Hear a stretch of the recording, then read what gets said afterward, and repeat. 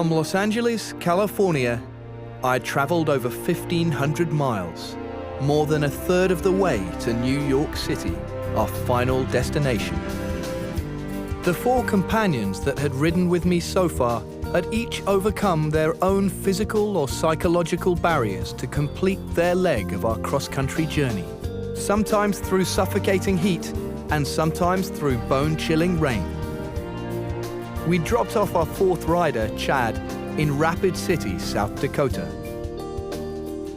While we rested for a few days in the Black Hills, I made contact with a person interested in taking a seat for the next leg of our journey. We found a guy by the name of Kelly Lane. How you doing? After a little convincing, Kelly agreed to join us for the 3rd leg of our journey, 600 miles from Rapid City, South Dakota to Minneapolis, Minnesota. I met Dominic just on a wild hair when he called me out of the blue, and I thought it wasn't legit, so I hung up on him. Basically said, I'm not going to do this, I haven't got time. And then I got on the computer, got on the website and found, hey, this is legit. So I called him right back. I said, did you call Kelly Lane? Yes, he had. And then we got together the next day and we decided this would be fun. Such a habit. It's going to be my tool to keep you in line. Okay, so you're going to... For the last 15 years, Kelly has suffered with Parkinson's disease. First, it meant he had to stop teaching, a job he put his life and soul into. Student teaching with Kelly was unforgettable, but his disposition, his positive way, his positive approach with life, it was truly contagious. But as well as work, it began to prevent Kelly from getting outside, paddling the rivers, and pedaling the highways. I was diagnosed 15 years ago.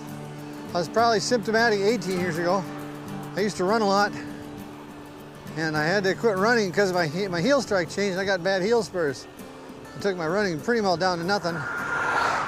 And then I started carrying my arm funny, presenting it, it's called.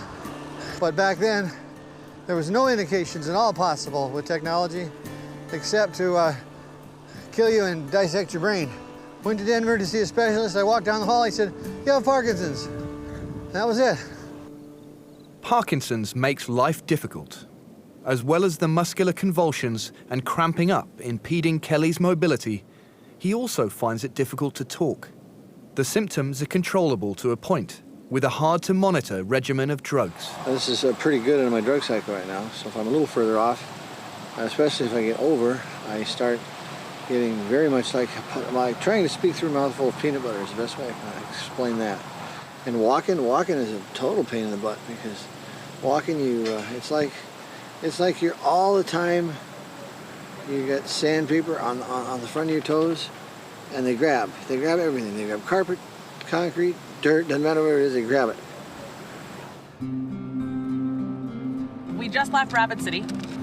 We've moved 45 miles in 2.5 hours. So basically, he is by far proving to be our fastest passenger, and we'll see whether or not he can hold up for the next 8 days. We're gonna do 600 miles in 8 days, that's the plan. And we're coming to the Badlands. This is probably our last scenic moment for 600 miles. After half a lifetime of outdoor sport, Kelly was a strong companion. And for that first day at least, his tremors did not affect him, and we made progress quickly. Kelly knew this area better than anyone, so despite the fact that we provided the bike, he was definitely our guide. We're in scenic South Dakota. It's a interesting little town. At one time, scenic was the murder capital of the United States. More shooting fatalities per capita here than any place else in the country. There's a jail, there's a drunk tank, there's an open convenience store, there's a sometimes open bar, sometimes open trading post, and that's about it. Scenic was the last place we stopped that day, before pedaling another 20 miles into camp. At least for now, it was nice to be back in warmer weather, and the serrated ridges of the Badlands, as well as for the moment symptom-free and strong as an ox Kelly, made my worries about his Parkinson's disappear.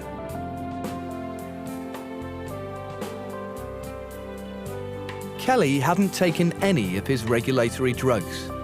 It was almost as if prolonged exercise made his symptoms disappear. You've completed your first day on the bike. How do you feel? I feel good. Better than you thought you'd feel? I didn't know. I had no expectations. I was very apprehensive. So now, I'll see what I feel like in the morning.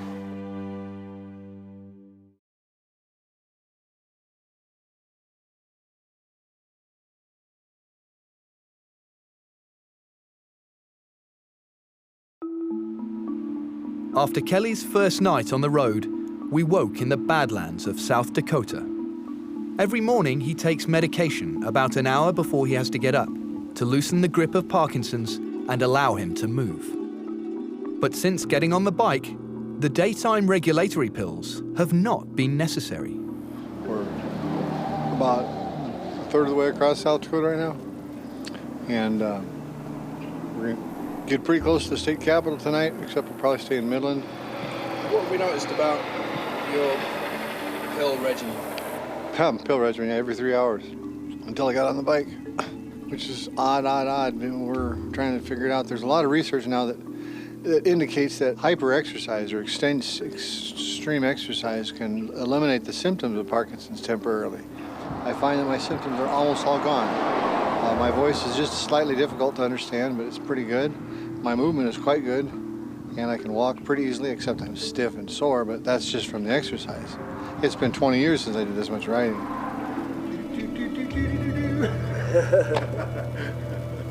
When you're standing up pumping, I should be rocking a lot more than I am. You're rocking a little bit more than would be normal, Yeah, but I think so. that's understandable. But on the straight, windy roads that afternoon, our hopes of an exercise-induced cure for Kelly's symptoms hung in the balance. Kelly does, without really meaning to, he starts leaning, and he's leaning a good distance to the right now. Give it a massive leftward jerk. I can't. Not at all? No. Okay, you're... I'm fucking as far over as I can get. There you go. And I'm falling off the goddamn wheel to the left. Now that's dead center. I'm falling off to the left to my body. Pisses me off. It's tricky. It's very hard to pedal when I'm over that far. It's always difficult to predict the amount of medication to take in Kelly's varied lifestyle. So we went through the highs and lows of too little or too much in his system. See how my arms are starting to jerk around? That means this is dyskinesia. This is too much drug. I just took some more drug because I couldn't walk there at the junction where we stopped. Now I'll bounce around like a damn jack in the box. So that's the result of too much drugs. Yeah, that's right, too much. With Kelly's Parkinson's symptoms emerging and still 4 days left in his journey, my top priority was a good place to relax and recharge. How's this for the end of the day? This is perfect. This is outstanding.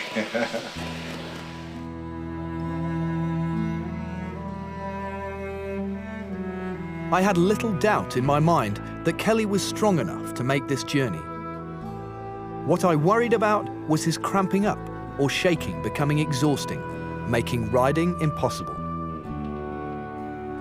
The morning added fuel to my worries. The therapeutic properties of the antique mineral baths were short-lived. Kelly's cramping up was back, and with it came an ominous headwind. My right foot just doesn't cooperate when I'm not on my drugs. You can walk backwards better than you can walk forwards with Parkinson's. You can run better than you can walk. You can climb stairs better than you can walk on level ground. The old gray mare, she ain't what she used to be. Ain't what she used to be. Ain't what she used to be. The old gray mare, she ain't what she used to be. Many long years ago. We're not talking about that. Many long years ago. Many long years ago.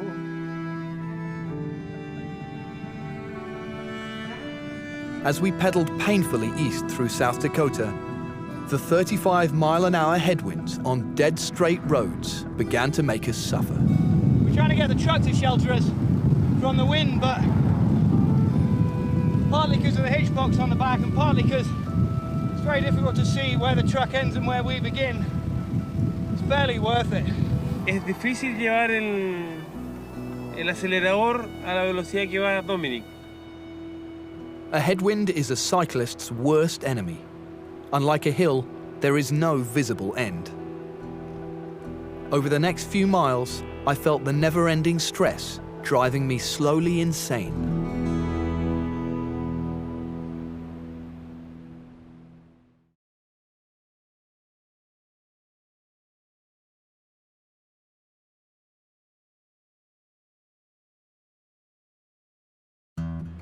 After more than 40 miles of painful headwind, Kelly's Parkinson's forced us to a standstill. You were able to tell us how the situation developed over the last half hour?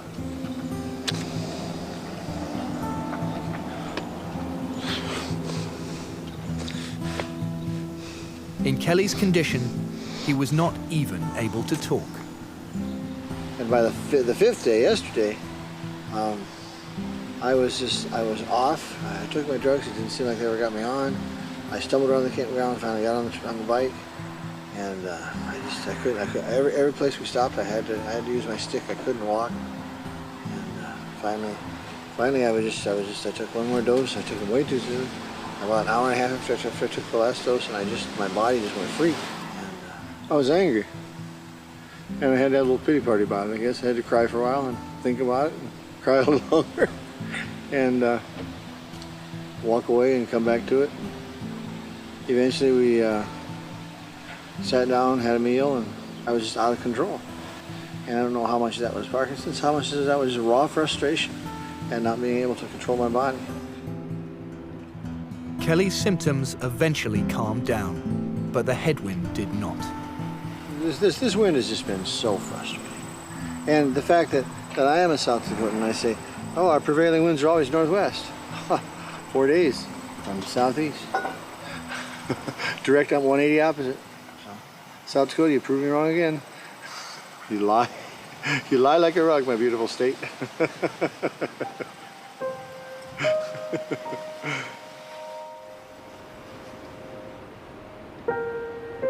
Kelly's blind optimism had for years hidden the painful truth about Parkinson's disease. It is very hard for me to admit that I'm done with this. This is the last long bike ride I'll ever have.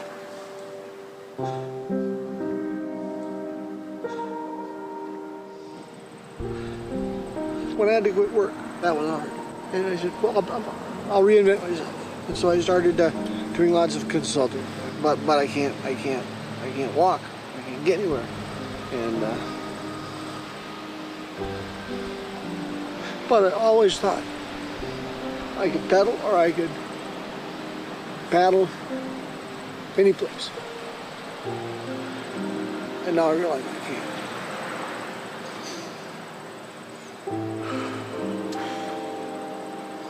That's hard to admit.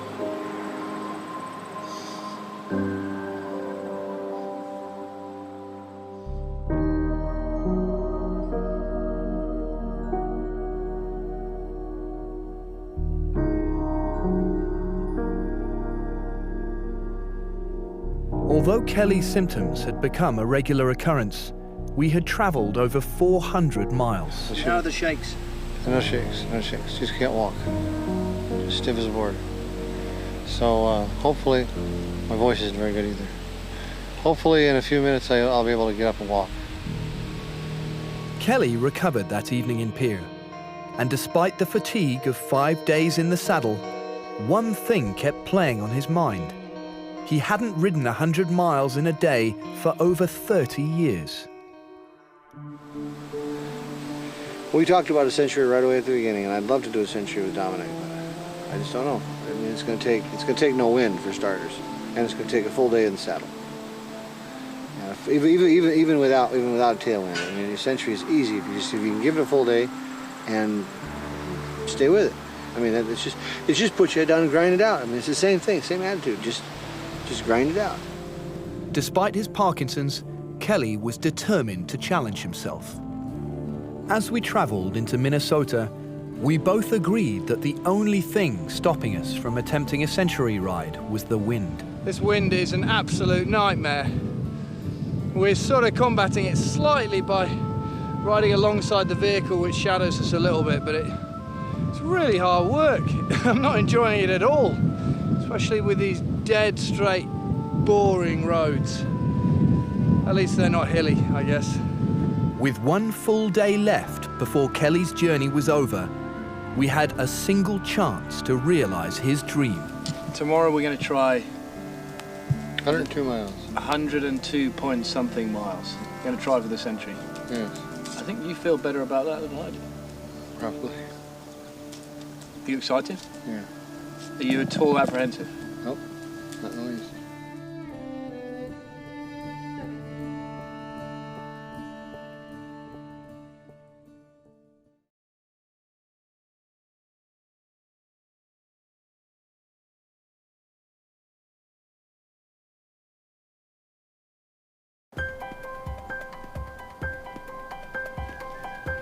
Morning. This is it. At Kelly's request. It's our century day, our day of 100 miles. It started pretty nice. No wind, don't think. Let's do this. This is mile number 1 of 102. We're off. See the wizard, the wonderful Wizard of Oz.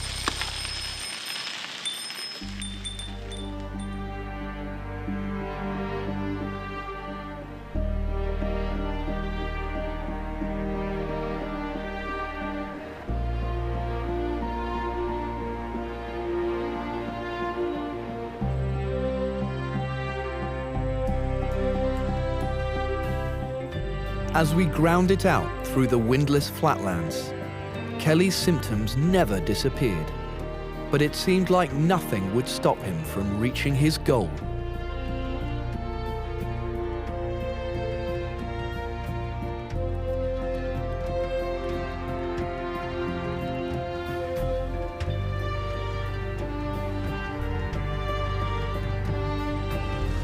So, last 13 miles. 7:30 to 7:30. We just completed a century, meaning we pedaled 100 miles in one day. And we have about 3 more to go. Yeah. Yep, pull. Only days before, Kelly's crippling disease had left him all but paralyzed. Now he had completed his dream of riding a century and was rewarded that evening with a family reunion. Wow, you made it! 100 miles, 103 miles today. Oh my gosh. I'm Nadia. Hello. Nice to meet you. Nice to meet I'm Dominic. you. Thank you so much for agreeing to have me. The next morning, with only 35 miles separating us from Minneapolis, it felt like we'd reached our goal, and Kelly had completed a nearly 600-mile journey. But for him, this journey was a wake-up call. I like to believe that this is a thing that opens doors, but I think this is almost a trip that's made me realize that certain doors are now closed. I don't like that. But c'est la vie. Like you say, I have to redefine myself.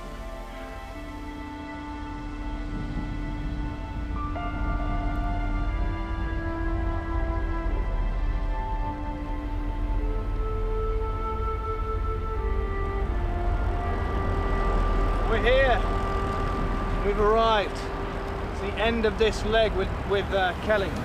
If someone this year had said that you'd be riding a century, would you have thought that it was likely? No, highly unlikely. Thoroughly impossible alone. But Only with the support of this group does it happen this time. I calculated, I figured the last century I rode was back in 1981.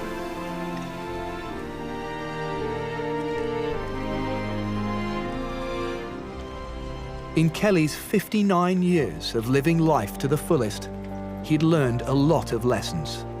But one above all struck a chord with me. Don't quit pedaling. Never quit pedaling. Through life,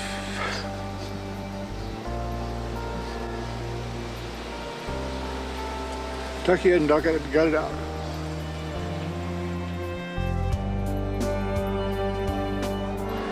Minnesota State Fair. With the reality of Kelly's honesty and courage branded on my memory, I pushed forward with ever more conviction to complete my 4,000-mile journey.